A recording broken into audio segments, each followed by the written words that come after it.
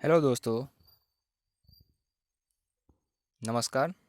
मैं आपका दोस्त अनुप प्रकाश यादव आप लोगों के समक्ष आज कक्षा 12 की इंग्लिश को लेकर आए हैं, जिसमें उत्तर प्रदेश सरकार द्वारा 30% सिलेबस रिड्यूस कर दिया गया है। जैसे कि आप लोग देख रहे हैं, ऊपर लिखा गया है स्क्रीन पर, कोविड-19 महामारी के कारण शैक्षिक सत्र 2020-21 के समय में विद्यालयों में पठन पाठन का कार्य न हो मानने की स्थिति में सम्यक विचार उपरांत विषय विशेषज्ञ की समिति द्वारा निम्नवत लगभग 30% पाठ्यक्रम कम किए जाने की अनुशंसा की गई है। तो देखिए, नंबर 1 पे लिखा है ए इंग्लिश प्रोज, यानी इंग्लिश प्रोज से the secret of health success and power नामक चैप्टर को हटा दिया गया है। और प्रोज का जो 5वां चैप्टर था हमारा, आई एम जॉन्स हर्ट, इसको भी हटा दिया गया है। और पोएट्री से जैसे कि from elegy written in a country, चौथा नंबर चैप्टर, फिर 6वां नंबर चैप्टर और फिर 9वां नंबर चैप्टर जो आप देख रहे हैं स्क्रीन पे, इनको हटा दिया गया है। और आप शॉर्ट स्टोरी में दे सकते हैं, चौथा चैप्टर जो है द स्पेशल एक्सपीरियंस, इसको भी हटा दिया गया है। और पहले जो बोर्ड एग्ज़ाम में मर्चेंट ऑफ वेनिस से एक लॉन्ग आंसर टाइप क्वेश्चन पूछता था, उसको भी अब पूरा का पूरा हटा दिया गया है पेपर से। और आप लोगों का पेपर तो आपको सबको पता होगा, 100 अंक का होता है और 3 घंटे का समय होता है, जिसमें सबसे अधिक महत्वपूर्ण हमें पेपर देने से पहले इस बात को जानना चाहिए कि पेपर का कॉन्सेप्ट कैसा है, क्या चीज़ उसमें आने वाला है, कौन क्वेश्चन कितने अंक का आएगा, कहाँ से आएगा। अगर इन सभी के बारे में हमको जानकारी रहेगी, तभी हम अपने पेपर को अच्छे से दे सकते हैं, तभी हम अच्छे से अपनी तैयारी कर सकते हैं। हम जान सकते हैं, समझ सकते हैं कि कहाँ से कितना क्वेश्चन आएगा, कितने नंबर का आएगा, कैसा आएगा। तो हम ये सब जानते रहेंगे तब ना उस चीज़ के बारे में उसको पढ़ेंगे, समझेंगे, जानेंगे, अधिक से अधिक उसके बारे में जानेंगे। तो जैसे कि आइए हम आपको दिखाते हैं कि हमारे प्रोज से 19 नंबर आएगा, 19 अंक आएगा, जिसमें से 10 नंबर एक्सप्लेनेशन पे जो रेफरेंस और कॉन्टेक्स्ट के साथ लिखना है वो 10 अंक का आएगा। और शॉर्ट आंसर टाइप क्वेश्चन एक आएगा, जैसे 3 आएगा उसमें से किसी एक को लिखना होगा, वो 5 अंक का होगा।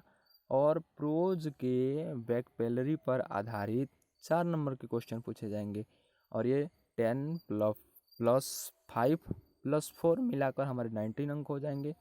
और पोएट्री से टोटल 17 अंक आएंगे, जिसमें से रेफरेंस और कॉन्टेक्स्ट के साथ एक्सप्लेनेशन करना होगा, 10 अंक का होगा।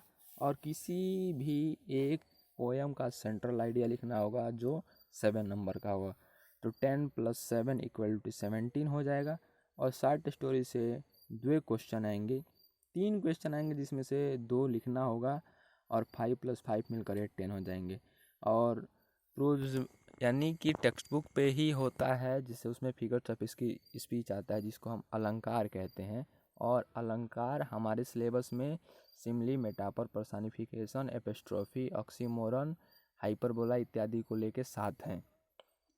इन 7 में से 3 आता है, और उस 3 में से किसी एक को लिखना होता है, जिसमें से एग्जाम्पल प्लस 2 एग्जाम्पल, मतलब कि हम डिफिनीशन लिखेंगे किसी एक का, उसके साथ 2 एग्जाम्पल लिखेंगे, तब हमें 4 नंबर मिलेंगे। 2 नंबर डिफिनीशन के लिए, और 1 यानी 2 एग्जाम्पल देंगे तो एक एग्जाम्पल पर 1 नंबर, फिर एक एग्जाम्पल पर 1 नंबर, यानी 1 + 1 = 2। और 2 नंबर डिफिनीशन का, यानी 2 + 2 = 4 नंबर हमको मिलेंगे यहाँ से। अब सेक्शन बी की हम बात करते हैं, तो इंग्लिश ग्रामर की बात आती है। तो ग्रामर में, जनरल इंग्लिश ग्रामर में नरेशन 2 अंक का आता है, सिंथेसिस 2 अंक का आता है, ट्रांसफॉर्मेशन 2 अंक का आता है, और सिंटेक्स 2 नंबर का आता है। तो ये सब चीज़ें आप लोगों को जाननी होंगी। नरेशन जानना होगा, सिंथेसिस जानना होगा, सिंटेक्स जानना होगा, ट्रांसफॉर्मेशन जानने होंगे। इसको आप लोग अच्छे से तैयार कीजिएगा। यहाँ से हमारे 8 अंक बनते हैं। उसके बाद से वोकैबुलरी आती है। वोकैबुलरी में हमें सिनोनिम्स पढ़ना होता है, जो 3 अंक का आता है। एंटोनिम्स में 3 नंबर का आता है। होमोफोन्स 2 नंबर का आता है। वन वर्ड सब्स्टिट्यूशन 3 अंक का आएगा। और इडियम एंड फ्रेजेस 3 अंक के आते हैं।